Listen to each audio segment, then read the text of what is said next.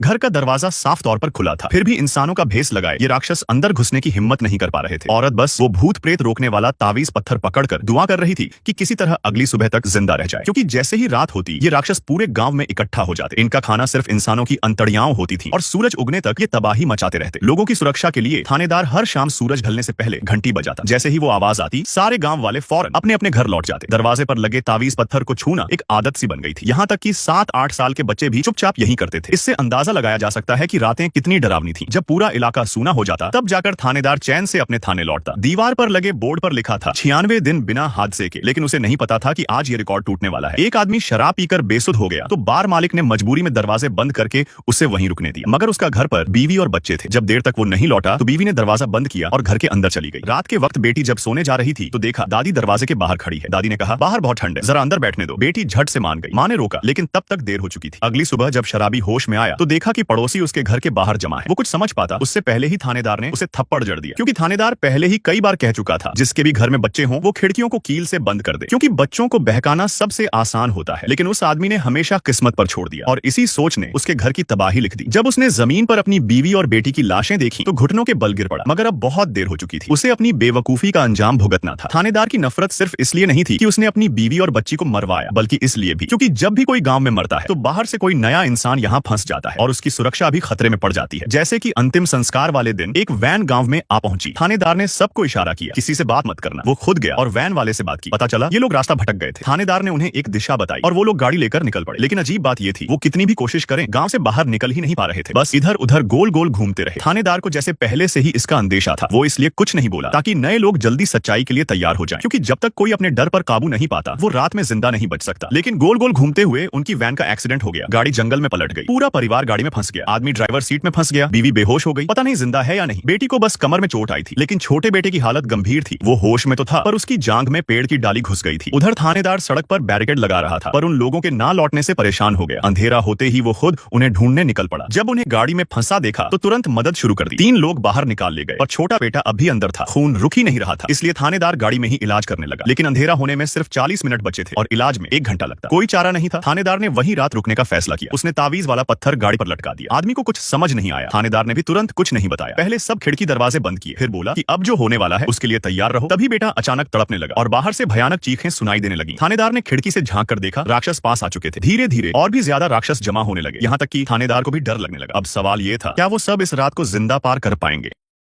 गाड़ी कब की खराब हो चुकी थी, लेकिन थानेदार बाहर निकलने की हिम्मत नहीं कर पाया, क्योंकि बाहर सब तरफ इंसानों के भेष में छिपे राक्षस थे। वो सिर्फ तावीज के भरोसे प्रार्थना कर रहा था कि सुबह तक जिंदा बच जाए। तभी गाड़ी के बाहर से अचानक चीखने की आवाज आई। ये राक्षसों की एक चाल थी इंसानों को फंसाने की। थानेदार झांसे में नहीं आया, मगर पहली बार इस गांव में आए जिम को लगा शायद मदद पहुंची है और वो दरवाजा खोलने के लिए आगे बढ़ा। ऑफिसर ने उसे रोक लिया और समझाया कि बाहर इंसान नहीं, मांस खाने वाले राक्षस हैं। अगर जिम चाहता है कि उसका बेटा सुरक्षित रहे तो उसे सुबह तक गाड़ी में ही रुकना होगा। जिम ने ये सुना और शांत हो गया। उसे नहीं पता था कि रेस्क्यू टीम के साथ गई उसकी पत्नी और बेटी मुसीबत में पड़ चुकी है, क्योंकि रेस्क्यू वैन रास्ते में खराब हो गई। सभी को पैदल ही सेफ हाउस की तरफ बढ़ना पड़ा, मगर अब रात हो चुकी थी और राक्षस चारों ओर थे। जब वो सेफ हाउस पहुंचे अंदर के लोगों ने उन्हें देखकर अलार्म बजा दिया। दरवाजा नहीं खोला गया, क्योंकि रात में कोई नहीं जानता कि बाहर से आने वाला इंसान है या राक्षस। उधर असली राक्षस चुपचाप सामने आ चुका था। एक लड़का अचानक जूली को नाम लेकर पुकारने लगा। जूली तुरंत सम्मोहित हो गई, लेकिन तभी डिप्टी ने गोली चला दी, पर राक्षस पर कोई असर नहीं हुआ। जैसे ही सबकी जान खतरे में आई, महिला नेता ने दरवाजा खोलने का आदेश दिया और उनकी जान बची, मगर अंदर आते ही माँ बेटी को बांध दिया गया, क्योंकि हर नए आने वाले के साथ ऐसा ही होता है, जिससे कोई राक्षस उनके बीच न घुस सके। फिर दोनों को अलग अलग करके रखा गया। महिला नेता ने समझाया कि यहाँ हर कोई किसी हादसे में फंसा है और किस्मत से वे अब तक जिंदा हैं। कई लोग रात में यहाँ पहुंचे और बिना कुछ समझे ही राक्षसों का शिकार हो गए, मगर उस औरत की चिंता खुद के लिए नहीं, बल्कि अब भी वैन में फंसे पति और बेटे के लिए थी। उधर गाड़ी के बाहर की आवाजें अब भी जारी थी। राक्षस गाड़ी की छत तक पहुंच गए थे। अफसर ने सबको समझाया कि जब तक तावीज है वे अंदर नहीं आ सकते। डर मत फैलाओ, शांत रहो। धीरे धीरे बाहर शांति छा गई, मगर आधी रात को जिम उठकर तावीज हटाने लगा। डॉक्टर ने देखा और रोकने की कोशिश की, पर तब तक देर हो चुकी थी। लेकिन ये सब एक बुरा सपना था। रात सकुशल बीत गई और सुबह रेस्क्यू टीम आ पहुंची। सब ठीक देखकर सभी ने राहत की सांस ली। अब नए लोगों को 2 विकल्प दिए गए, या तो सेफ हाउस में रहें जहां सब साथ रहते हैं, या कस्बे के मकानों में। कस्बे में रहने के लिए हर शाम तावीज चेक करना होता है और जिनके पास बच्चे हैं उन्हें खिड़कियां बंद करनी पड़ती हैं, क्योंकि राक्षस अक्सर बच्चों को बहका देते हैं। यहाँ सजा का भी नियम है। अगर किसी की वजह से कोई मारा गया तो उसे एक रात बिना तावीज के लोहे की कोठरी में रहना होगा, जो कि लगभग मौत का मतलब है। महिला ने पूछा, ये सजा पहले भी दी गई है क्या? पादरी ने कहा, आज पहली बार दी जाएगी। अब जिम के परिवार को रहने की जगह चुननी थी। सबको लगा चारों साथ रहेंगे, लेकिन बेटी ने अकेले सेफ हाउस चुना। शायद उसे लगा माँ बाप सिर्फ छोटे भाई से प्यार करते हैं, इसलिए उसने जिद पकड़ ली। माँ बाप ने बेटी को मनाने की कोशिश की, लेकिन अफसर ने बताया अब देर हो चुकी है, सबको अपने ठिकानों पर लौटना होगा। तसल्ली देने के लिए अफसर ने कहा कि उसका बेटा भी वहीं है और वो उसकी देखभाल करेगा। पादरी के निर्देश पर सभी चले गए और अब आई सजा की रात। एक आदमी जिसके वजह से उसकी पत्नी और बेटी की जान चली गई थी, उसे लोहे की कोठरी में बंद किया गया। अफसर ने 2 ताले और लगा दिए और दुआ की कि वो रात बच जाए, मगर दरवाजा बंद होते ही उसकी किस्मत भी तय हो गई। ये रात उसकी आखिरी साबित होने वाली थी।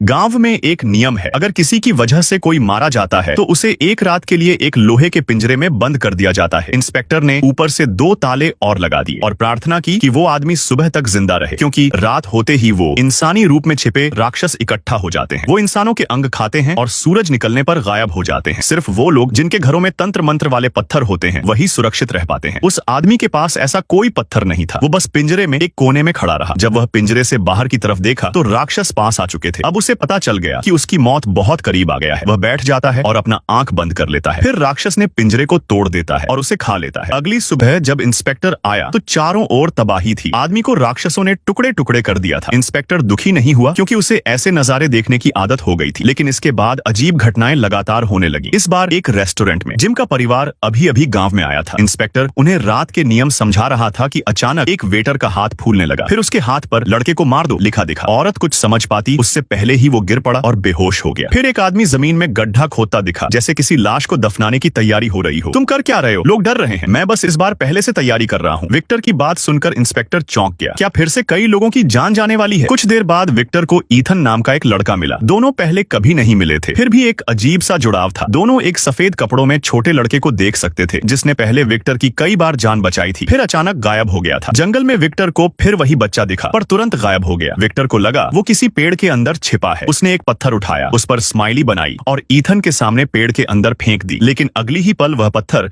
आसमान से गिरकर वापस आ गया। विक्टर ने कहा कि ऐसे पेड़ बहुत हैं, लेकिन ये पेड़ उसने पहले कभी नहीं देखा। तभी विक्टर को सिर में तेज दर्द हुआ। कुछ बुरा होने का एहसास हुआ। उसी वक्त जिम और उसकी पत्नी को पता चला कि उनका बेटा गायब है। वो दोनों उसे ढूंढने जंगल पहुंचे, लेकिन वहां उन्हें जंगली कुत्तों ने घेर लिया। तभी गोली चलती है। विक्टर और ईथन आ चुके थे। बेटे को सही सलामत देखकर दोनों राहत की सांस लेते हैं, पर उन्हें पता नहीं कि असली खतरा अब उनके बेटे के पास आ रहा है। घर लौटकर वो आराम नहीं करते, बल्कि गांव छोड़ने की योजना बनाते हैं। उन्होंने दीवार पर सारे सवाल लिख दिए, लेकिन अब तक उन्हें यह नहीं समझ आ रहा कि वे यहाँ क्यों हैं। उधर वेटर अब ठीक हो चुका था। डर के कारण उसने डॉक्टर को सच नहीं बताया। सारा नाम की वह वेटर चुपचाप एक मरीज के पास गई और उसकी गर्दन में चाकू घोंप दिया। फिर बड़बड़ाने लगी, जैसे किसी राक्षस से सौदा कर रही हो। थोड़ी देर में नर्स आई। उसने लाश देखी और डर कर भाग गई, लेकिन मुड़ते ही देखा कि दरवाजा खुला है और वो राक्षस अंदर आ चुके हैं। अगले दिन डिप्टी इंस्पेक्टर टीम लेकर पहुंचा। जमीन पर तंत्र पत्थर गिरा था। घर में सिर्फ मरीजों के टुकड़े बचे थे। नर्स भी मारी जा चुकी थी, पर किसी ने सोचा भी नहीं था कि ये सब करने वाला कोई आउटसाइडर नहीं, बल्कि अपना ही इंसान है। सारा अब डॉक्टर के घर पहुंच चुकी थी। उसे मारकर वो राक्षसों से किया सौदा पूरा करना चाहती थी, ताकि इस डरावनी जगह से निकल सके। उसे नहीं पता था कि राक्षसों के लिए वो भी सिर्फ एक मोहरा थी।